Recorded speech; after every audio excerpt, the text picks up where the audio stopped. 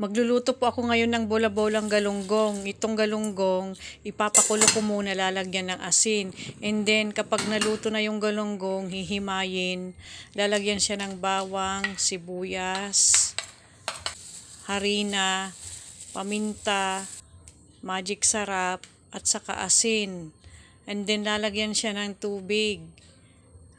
Mix-mix lang siya. Lalagyan din siya ng itlog.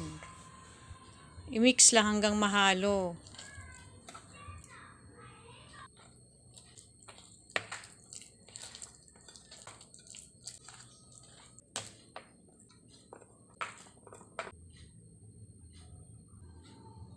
Nung bata pa ako, laging nagluluto si mama ng ganito, bola-bola ng galunggong sa probinsya.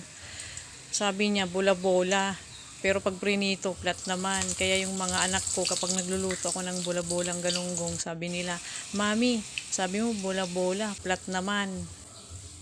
Ito yung lagi kong niluluto kapag panandali ang lutuan na.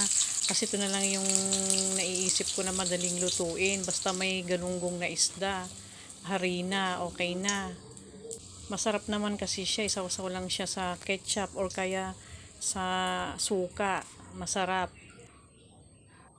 Luto na po ang aking bola-bolang galunggong. Kain na po tayo. Ito masarap, mainit-init pa. Paborito ito ng mga anak ko, lalo na si Bambam. Pinapapak niya ito. Si Bimbim naman, nilalagyan niya dun sa tinapay. Nilalagyan niya ng ketchup. Try niyo po itong lutuin. Itong recipe na to, madali lang po siya.